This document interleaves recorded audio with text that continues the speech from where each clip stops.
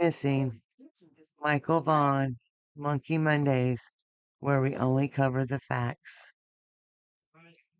Michael Joseph Vaughan, called Monkey by his loving family, was born to Tyler Vaughan and Brandy Neal on June 24th, 2016.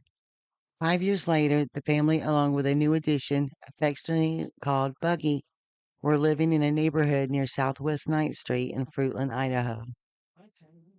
Fruitland is a city along the Snake and Payette rivers in Payette County, Idaho. It lies along U.S. Route 95 in the Treasure Valley of southwest Idaho, about 50 miles west of Boise on the border with Oregon.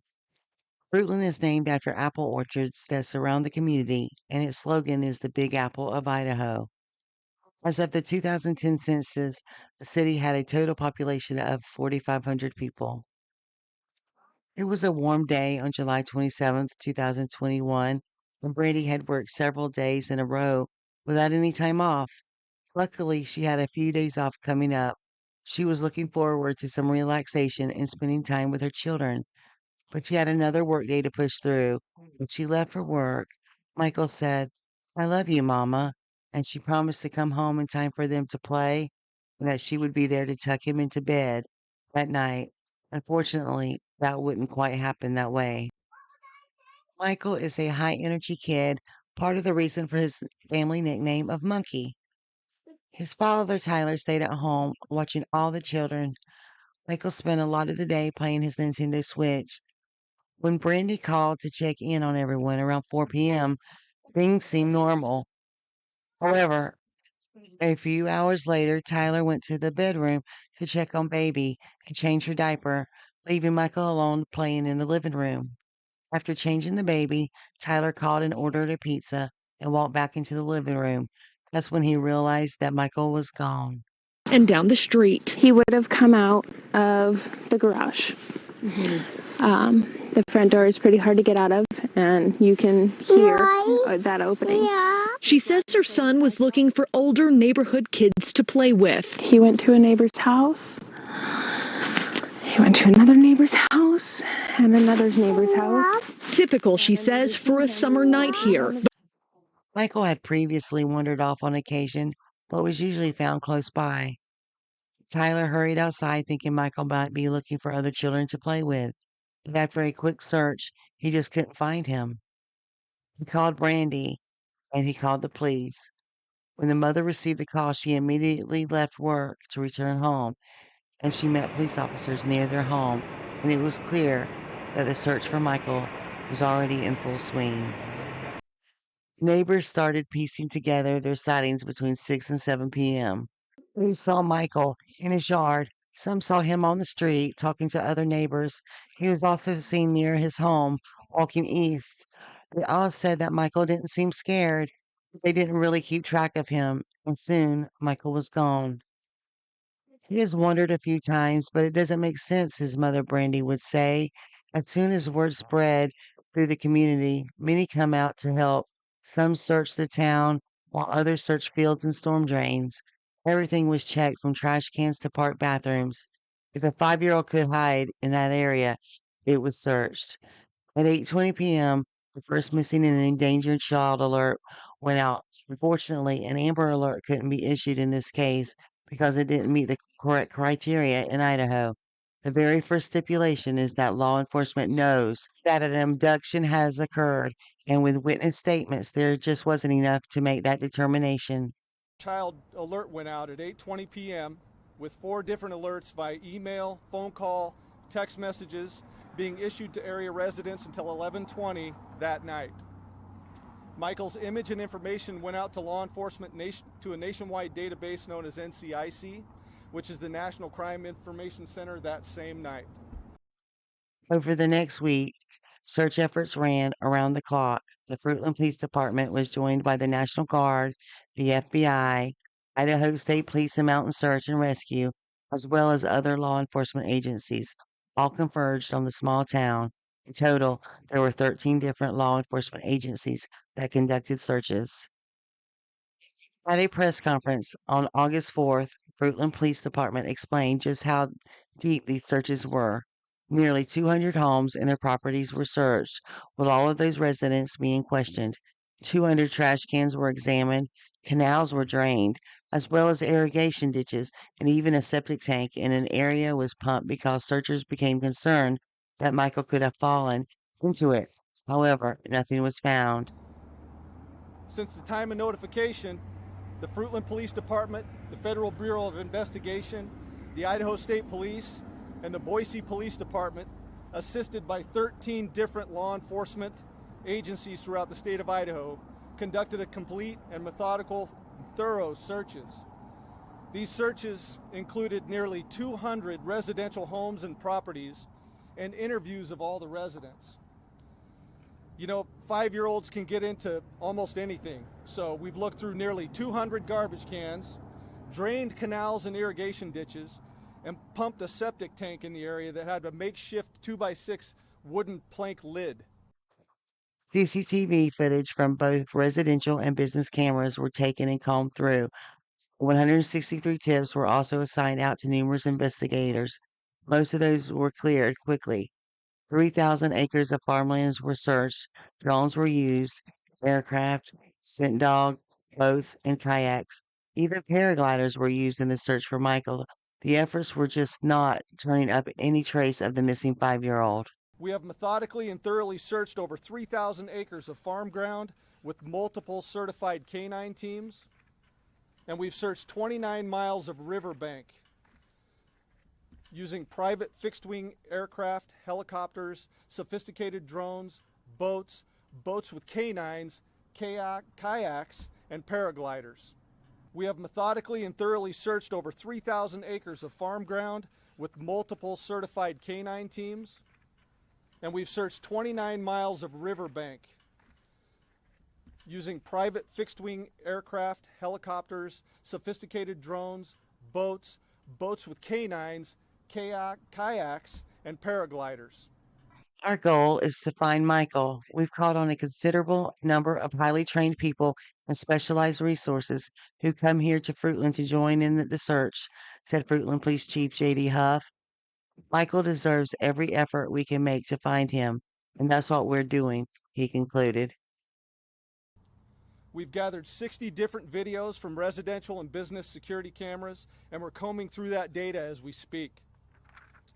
To date, we've received 163 tips. All have been assigned to investigators for follow-up, and many have already been cleared. Others are being worked on as we speak. We've conservatively estimated the number of man-hours from law enforcement agencies to be in the range of 2,500 man-hours, and that doesn't include our EMS, search and rescue partners, or the hours put in by the volunteers from our community. Renewed search For for the a next 2 5-year-old boy named months, Michael Monkey search efforts Vaughan. continue. Brandy and Tyler worked to keep Michael's name and face on everyone's minds. How many times can the human heart break? I don't even know how many times mine does in a day, Brandy told a reporter from KBOI. The small community grieved with the family. Some hung posters while others searched. One group even organized a motorcycle ride to spread awareness. Everyone participating met at the Fruitland Community Park to pray that Michael would be found, and all of their motorcycles were decorated with blue ribbons, Michael's favorite color. In November of 2021, it was announced that because so little was uncovered during the searches, law enforcement had finally come to believe that Michael had been abducted. And due to the fact that we've conducted multiple searches using every tool available to us with no success, it increases the possibility that Michael was abducted. The family took lie detector tests and were ruled out as suspects as they campaigned. Long, thorough investigation. The family is not a focus of our investigation at this point. They are continuing to fully cooperate with us. Today, as members of this community, we continue to agonize with the family. We want to thank all of you, all of the officers, all of the agencies. You guys have keep working so hard, and we're gonna get him home. We're not gonna stop. We're gonna find him. Was started using semi-truck trailers that showed Michael's information on them as they made trips around the state. They did everything they could to find this little boy.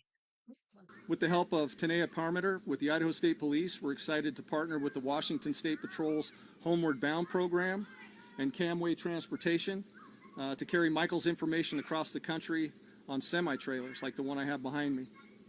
We know that exposure along the interstates and highways and the roads of this country will help bring new leads and potentially help us bring Michael home safely. Michael's disappearance and the grief his family was facing was noticed by Governor Brad Little of Idaho, and on April 27th, 2022, he signed Monkey's Law into effect. The law established a new endangered missing person alert that runs parallel to an Amber Alert. This type of alert will help catch those cases that don't meet the strict criteria of a full Amber Alert, like Michael's case didn't. New legislation inspired by Michael is now written into law. This bill gives parents and loved ones confidence that if something like this happens, that there'll be a system in place. Governor Brad Little signed Senate Bill 1378, also known as Monkey's Law. It will create an all-encompassing alert for endangered missing persons. It will send out a notification to people around Idaho about a missing person. And this doesn't replace the Amber Alert. It will instead combine all other alerts into one. Michael, who disappeared last July, did not fit the criteria for an Amber Alert. In the summer of 2022, word was spreading in the community that investigators were back looking into the area that Michael was last seen. And on November 11th, 2022, it was announced that there was a break in the case. A credible tip came in stating that the remains of Michael could be found buried in the backyard of a local house on Red Wing Street. When officers arrived at Brandy and Tyler's home that morning, they expected to hear another update on their son's case. Instead, they were told that a woman named Sarah Wandra had been arrested for being involved in Michael's abduction, and she had been charged with failure to report a death. However, at that time, Michael's remains had not actually been found. Brandy and Tyler's lives were thrown into turmoil with this new information. Brandy even remembered that when they first went out searching for Michael, she had knocked on the door of that residence where he was supposedly buried, but no one answered the door. It was just a few minutes away from their own home.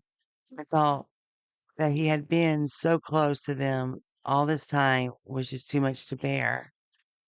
There were others living at the home on Red Wing Street when Michael would have been abducted. Wander's husband, Stacy, was one of them and also believed to be involved. However, he was not arrested. He was already serving a sentence in the Washington County Jail on an unrelated firearms charge. This is Sarah's husband, Stacy Wandra, 30 years old, a male. Stacy was also living at 1102 Red Wing Street in Fruitland and was living there at the time of Michael's disappearance. We believe that Stacy has firsthand knowledge and is involved in the abduction of Michael Vaughan. Law enforcement's next step was to excavate the backyard on Red Wing Street. Brandy and Tyler were told to stay at home and hunker down. All Brandy could do was watch the dump trucks that were loaded with dirt from the yard driving past her house on their way to a processing center to be searched for evidence. On December 1st, a press conference was held at which Police Chief Huff explained, although the remains of Michael Vaughan were not discovered, we strongly believe, based on evidence, that Michael was abducted and is deceased, and that his remains were buried and later moved from the property. Credible information that the remains of Michael Vaughan could be found in the backyard at 1102 Red Wing Street in Fruitland. As a result, the Fruitland Police Department obtained a search warrant for the residence along with the front and backyards. That search warrant was served on November 11th. It was a Friday. We served that late in the evening. Upon entry, officers encountered Sarah Wandra, one of the known occupants of the home, and Sarah was subsequently arrested based on probable cause that she had knowledge of Michael's death and failed to report that death to law enforcement. They also announced that there were two other suspects, either staying with or visiting the Wanderers when Michael went missing, and they were also being investigated. Their names are Brandon Shirtliff and Adrian Lucian, both with lengthy criminal records. The pair were no longer living in Idaho, but Fruitland Police said a week later that they had been in contact with both men. No further comment was made. This is Brandon Shirtliff, 30 years old, of Kuna, Idaho. Brandon was living with Sarah and Stacy Wandra at 1102 Red Wing Street at the time of Michael's disappearance, and we believe Brandon has firsthand knowledge of Michael's abduction. Brandon is currently believed to be in North Dakota.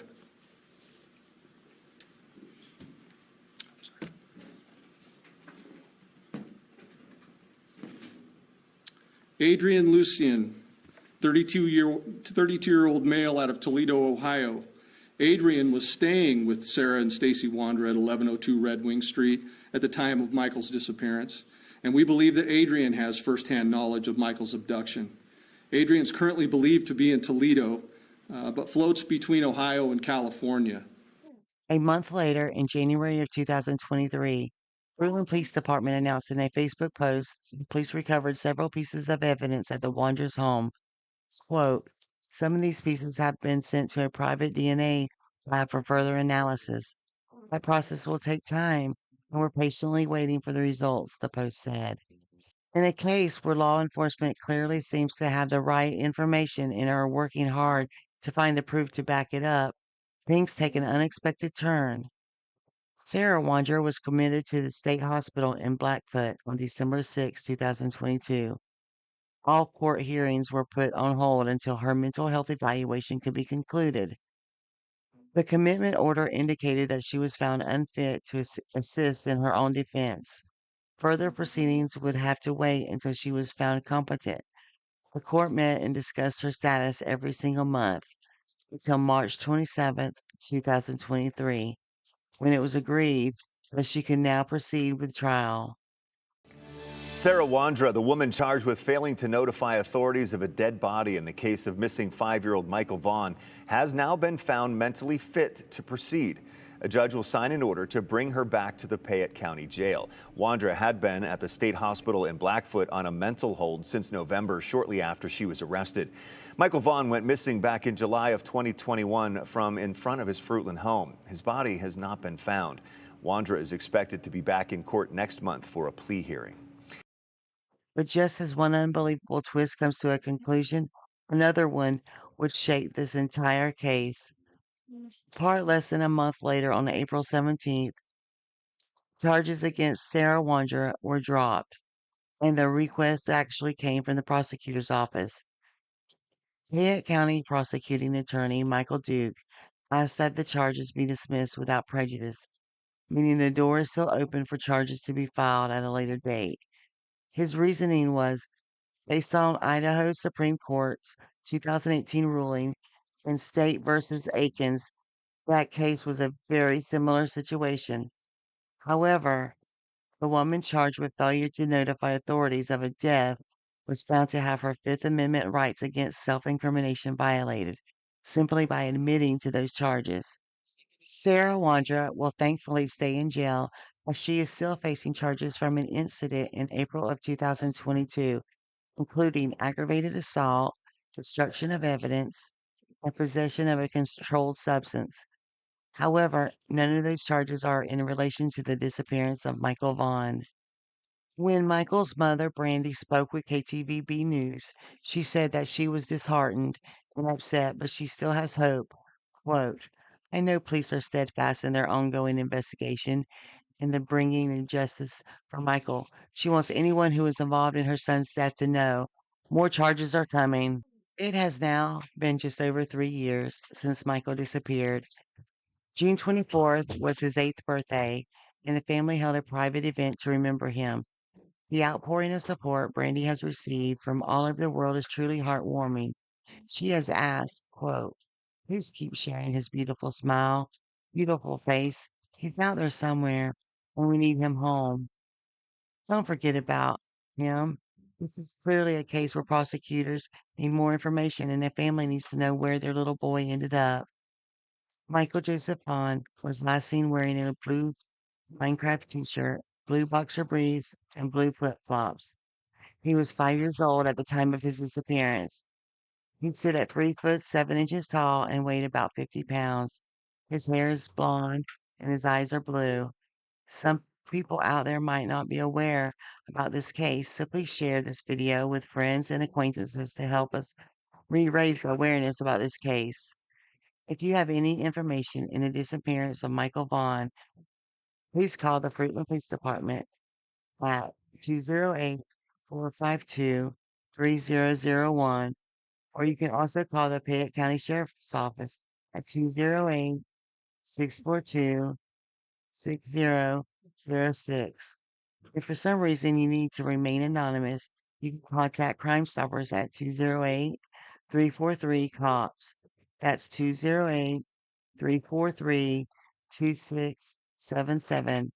A reward of nearly $53,000 is being offered for Michael's return. You can't take one of our most precious citizens from us and ever expect us to stop. He's coming home.